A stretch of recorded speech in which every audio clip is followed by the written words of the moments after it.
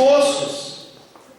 Aqui nós entendemos que há um desprezo das grandes. Falar aqui de província, de terra distante, é como falar de São Paulo e interior de São Paulo.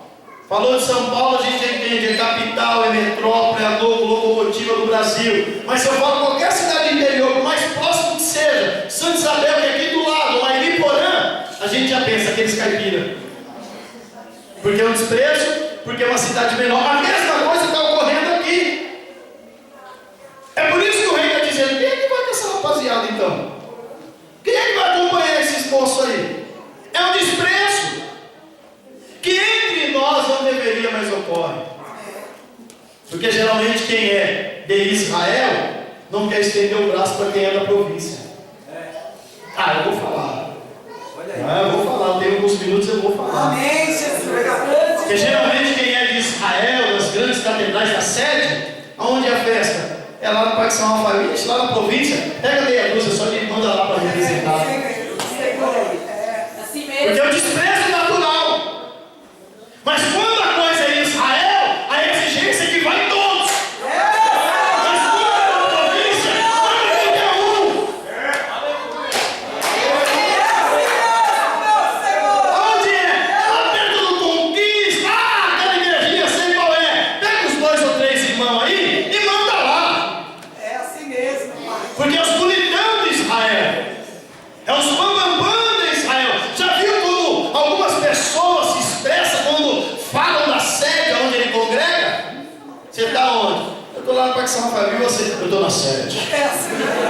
Ai, Aqui não tem, graças a Deus. O Belém não tem. Eu sou de Madureira, São Mateus. Lá está lotado. E eu também sou da sede. Lá, aqui não tem. Essa doença, graças a Deus, pastora, não chegou aqui. louco. Eu sei que a gente entende que eles devem estar, né, hoje à noite vão estar por aqui, enfim. Mas não tem esse desprezo aqui. Eu sei que não tem. Imagina. Mas na minha igreja tem.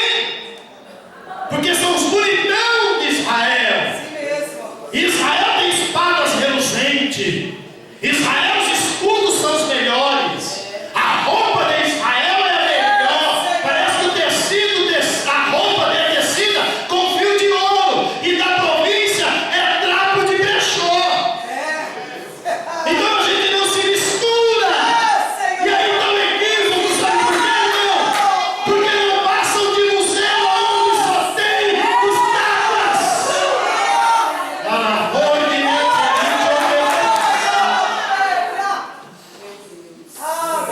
E aí na província ele está usando a mesma roupinha que usou no congresso passado, só deu uma ajeitadinha aqui, uma ali, e Deus está falando: eu estou no meio. Se fosse você, estava adorando a Ele aqui. Dentre isso, eles têm qualidades, qualificações que Deus procura numa geração. Porque Deus não procura qualquer geração, ou Deus não utiliza qualquer geração. E só na província, só nesses poços, Deus encontrou qualidades que não achou nem em Judá e nem em Israel. Olha aí, Jesus. Quais são as qualidades da geração que Deus procura? Se esta geração de moça é uma geração que Deus está levantando, que Deus está procurando para utilizar, ela possui suas qualidades. Quais são as suas qualidades? Oh, grande A Deus. primeira qualidade que esses moços tinham, que Israel não tinha e nem Judá, a qualidade do arrependimento. Deus procura uma geração que se arrepende. Senhor, aleluia. Irmãos, eu vou falar de novo. Vou falar mais uma vez. Aleluia. Deus procura uma geração que se arrepende, Aleluia, Jesus. Grande Deus. que reconhece o seu erro, que não quer tentar enganar a Deus, que não quer tentar ludibriar a Deus, mas que reconhece as suas falhas. Lá vem Deus dando uma oportunidade a Adão. Adão, cadê você, meu filho? Você acha que Deus não sabia onde ele estava? Lógico que sabia. Você acha que Deus não sabia o que ele já tinha feito? Sabia. Mas quando o Senhor vem falando, cadê você? Deus falando, estou lhe dando uma oportunidade agora de se arrepender e se apresentar. Mas sabe o que o Adão fez? Se escondeu atrás da árvore. É verdade. E cobriu, tentou cobrir a sua vergonha com folha de figueira. Você sabe o que significa folha de figueira? Dons espirituais. Ou seja, vive uma vida oculta e se esconde atrás de É dons. verdade, Senhor. Ah, vou ter que mudar esse negócio. Eita, maravilha. É, Senhor, aleluia. Ainda bem que Deus deu uma oportunidade. Eu vou dar uma oportunidade para ver se ele se arrepende. Porque eu sei o que ele fez. Aleluia. Eu já sei o que aconteceu. Eu sei que ele não suportou essa privação. Mas eu vou dar uma oportunidade para ele reconhecer, porque é uma das ações de Deus.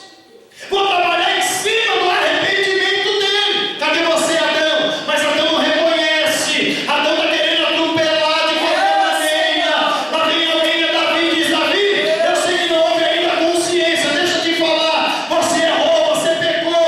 Mas Davi não tem a mesma ação de Saul. Saul, quando era reconhecido, reconhecia o seu erro. Mesmo assim, ele chamava Samuel e dizia: sai comigo na foto, para todo mundo pensar que está normal. O Davi é diferente. Quando alguém dizia: Davi, você não é nada, ele arrancava a coroa, caía diante do Senhor e dizia: Senhor, eu errei, eu pequei, estou aqui. Se quiser se não tiver levantado espírito e a alegria da salvação. Rocha da cadeia. Filhos, não errais, não perca, mas se errar, se vacilar, reconheça, diante de Deus nós temos um advogado, é Jesus Cristo.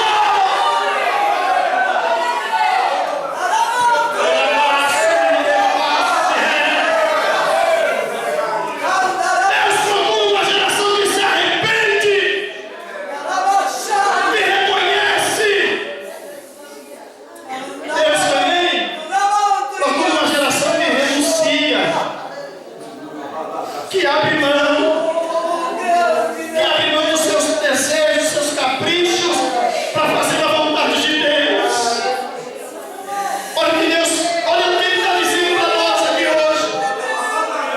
Ele volta-se a Ezequiel, capítulo 22, ele diz: Ezequiel, os meus olhos estão postos aí, e eu estou procurando alguém, um homem, eu estou procurando mas eu não estou encontrando.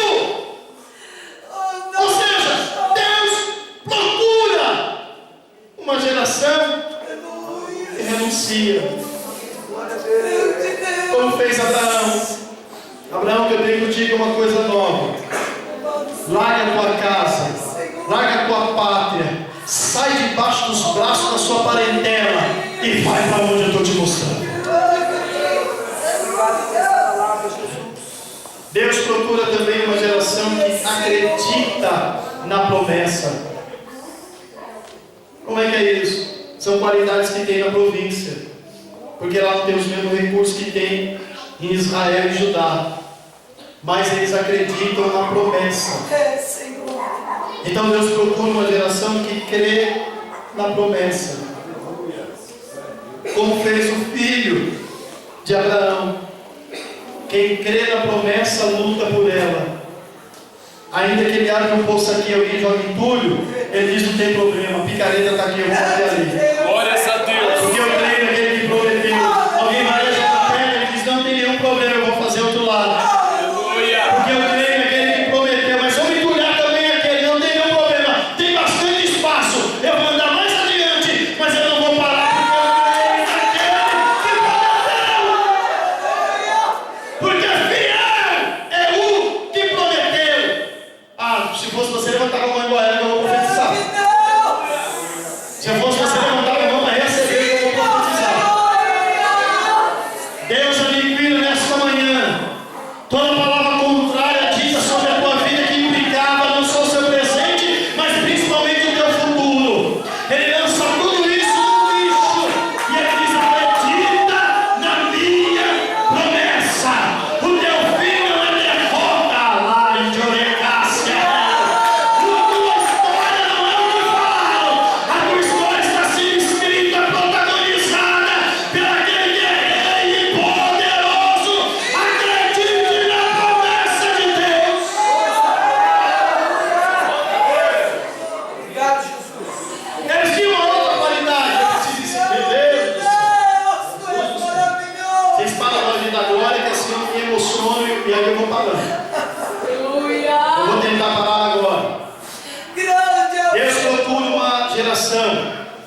que vê Deus com constância.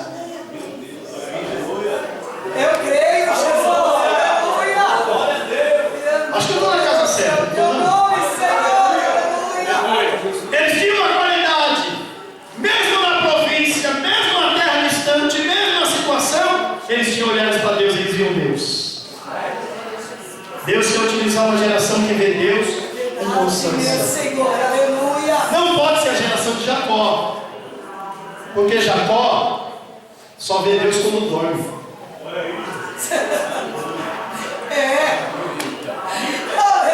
Mas a gente sabe por quê. É porque o Jacó fez da casa de Deus uma casa de rolo. Você lembra aquela escola, a feirinha do rolo? Quem é dessa época da feirinha do rolo? Ela nasceu lá para lá de Goiás. Aí ela tomou conta do mundo. Mas quem inventou mesmo foi o Jacó. Sabe o que o Jacó fazia na casa de Deus? Casa de barganha. Ele vinha para fazer rolo. Vinha para fazer negócio. Eu estou precisando de arrumar alguém que eu não consigo, mas eu vou lá para a casa de Deus que dá para umas bonitinhas. Não está errado, aqui é um lugar bom para você procurar. Mas quando a sua intenção está em primeiro lugar, de vir procurar aquilo que é prazeroso a ti, não a Deus, está errado. Aí o Jacó fazia da casa de Deus casa de rolo, só fazia negócio. Um dia ele caiu no sono. Quando ele dormiu, Deus se revelou a ele. Ele tomou um baque, um susto. Ele levanta e diz assim: Deus está nesse lugar. E eu não sabia também, miserável. Só vim fazer roupa. Só vem atrás de negócio. Como é que vai ver Deus? Só está olhando para negócio. Só que mesmo depois de ver Deus, ele vai para o rolo de novo. Aí ele faz um negócio com Deus. Deus, se o Senhor me der, se o Senhor fizer, se o Senhor marcar o líder desse ano para ser o líder no ano que vem, se o Senhor fizer desse jeito, aí então eu vou te dar. Continua fazendo rolo. E quem é romeiro não vê Deus. Aleluia. Quem é romeiro não consegue enxergar Deus. Ele vê tudo, mas não vê Deus. Mas quem vê Deus não precisa fazer rolo, porque Deus leva para ele tudo que ele precisa. Não precisa ficar no culto falando no zap, porque senão você vai acabar se estragando. Fica tranquilo, vem para ver Deus, que Ele sabe a tua necessidade, vai te parar.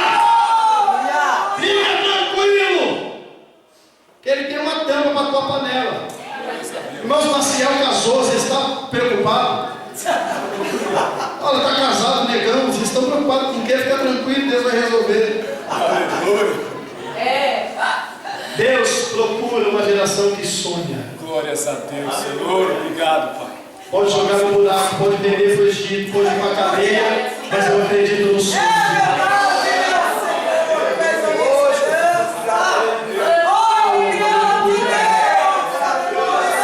Pode falar o que quiser falar, pode dizer o que quiser dizer. Eu acredito no sonho que Ele plantou. Não foi eu que ouvi demais, foi Ele que plantou o sonho aqui dentro. Se Ele plantou, está gerando aqui, a qualquer momento vai dar luz. Eu acredito no sonho de Deus para a minha vida. Deus procura, como já foi cantado, uma geração que santifica-se. Mas Deus também procura uma geração que chora.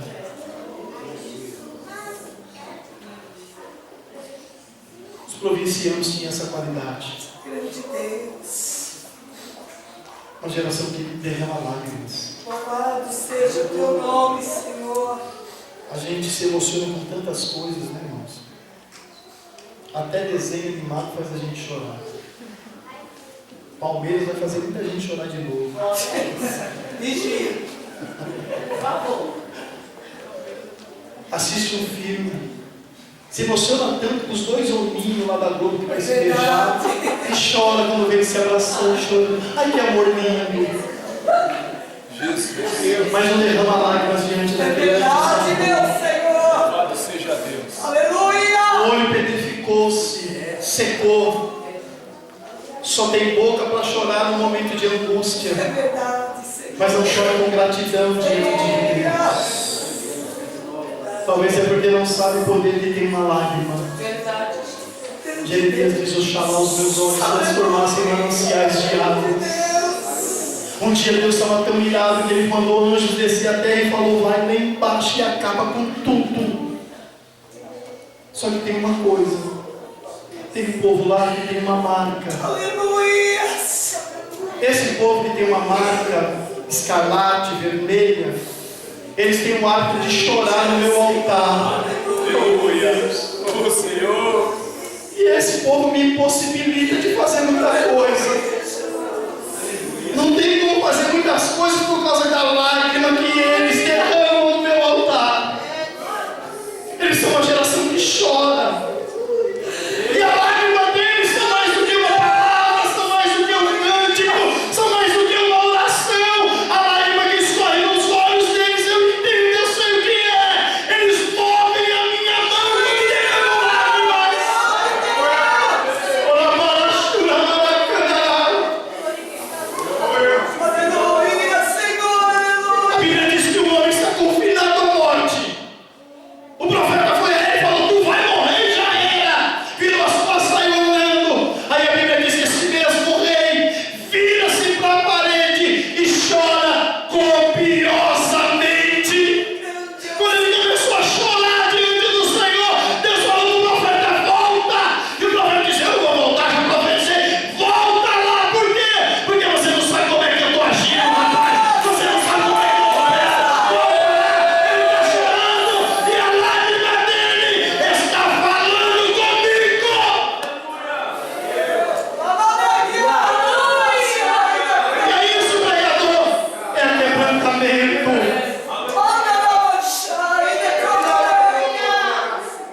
Aleluia.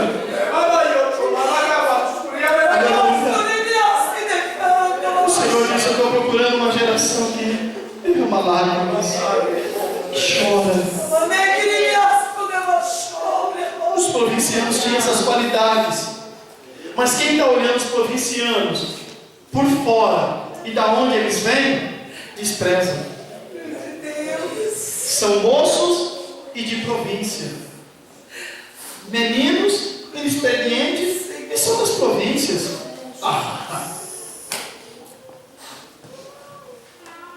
O moço diz ao rei a eles: os ouvintes de Haddad estão ali. Retornam a Haddad, depois você olha o texto e diz assim: Haddad, fica tranquilo. Acabamos de vir de lá do arraial dos israelitas. E o Senhor não sabe quem é que vai vir contra nós. Quem é? Moço de província. Como é que é? Moço de província é dá mais do que ganha. Se você observar no texto, vai perceber que quando o rei fica sabendo quem vem contra ele, não é nem o exército de Israel, nem o de Judá, vai vir os moços, os meninos das províncias. Eles chamam aqueles 32 reis, amigo dele, vai para uma tenda, beber, morar. O que é isso? Comemorar a vitória antes do tempo. Ele falou que me vira moço de província, essa geração que não sabe de nada, essa geração toda esquisitinha, tá tranquilo, acabado que ganha, vamos encher o caneco. E foi encher o caneco de cachaça.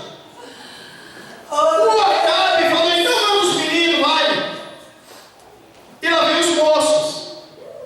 Há uma outra qualidade dos moços de província, que é utilizar aquilo que tem. E você tem que entender isso. Não despreza aquilo que você tem, querendo aquilo que é dos outros. Quem é que tem a província? Tem uma espada? Não tem, mas tem um rastelo. Quem é que tem uma província? Tem um revólver em mão? Não tem, mas tem um foice, tem um facão, tem uma enxada, tem um pedaço de pau. Como é que é isso? É com essa vozinha sua que eu ia dizendo que arranha, é com esse jeitinho seu. Não precisa ter um trejeito de ninguém, meu irmão. Deus vai te usar por ferramenta que você tem na mão.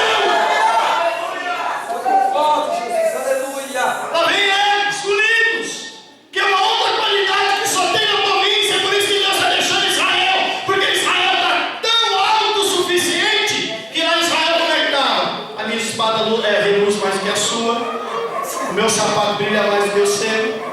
Eu canto mais, eu prego mais, eu sou melhor. Se fosse o líder, não era azul e preto, era branco e preto.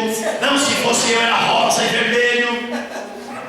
Só que no meio desprovinciano não tem nada disso, não tem, eles estão desprovidos de vaidade. É do jeito que eles estão, o que tem na mão, cheio de confiança que Deus vai à frente. Ou seja, Deus está dando uma oportunidade para nós. Eu vou agarrar. Bora para cima. E lá vem eles.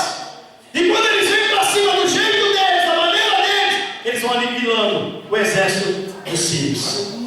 E vai matando um, e vai acabando com o outro, e vai destruindo o outro, e vai acabando com o outro, até que totalmente eles destroem. Daqui a pouco alguém que se veio ruim ainda vai correndo ao rei, e depois você dá uma olhada. Ele vai ao rei que está enchendo um caneco de cachaça e diz: Rei, eu tenho algo para te dizer. O rei olha para ele e diz: aí ganhamos, beleza? Rei, eu tenho para te falar o contrário. Sebo nas canelas. Por quê? Aquela geração de provinciano acabando pelo exército. Se você vier o caminho, eles vão passar por cima. De pé. Eu creio, Jesus. Obrigado, meu Louvado Senhor. seja A palavra moço aqui quer dizer elemento, surpresa de Deus para o dia da batalha. Eu creio, Senhor. Vou falar de novo. Eu creio, Jesus. Teve um líder aqui que entendeu. Vou falar mais uma vez. A palavra moço aqui quer dizer elemento, surpresa de Deus. Meu Deus. Elemento, surpresa de Deus para o dia da batalha. São esses moços. É você que está aqui hoje. Verdade, meu Senhor. Alguém diz que já sabe como é que Deus opera, sabe nada. É verdade. O dia que o mortal souber qual é o caminho, a porta, a estratégia, o lado que Deus vai usar para entrar, o dia que ele souber tudo isso, Deus deixa de ser Deus. É verdade, meu Senhor. Eu creio. Ele é onipotente. Ele é onipresente. Glória a Deus. Ele é Meu Senhor. Aleluia. Eu sou um provinciano, literalmente dizendo. Eu não tenho problema nenhum de fazer isso, porque eu venho da província. É verdade. Tem mais um provinciano aí? Já tem um ali, outro lá na porta.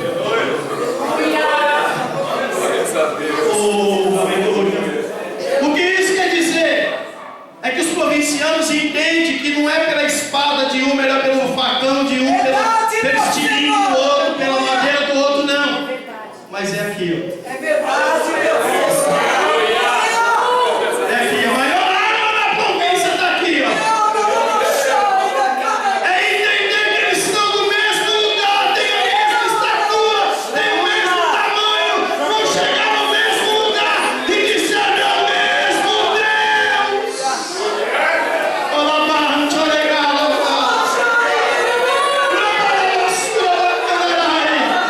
é entender que não há diferença, que não há desigualdade, mas que estamos aqui, ó, entrando naquela igreja que João viu no céu, quadrada,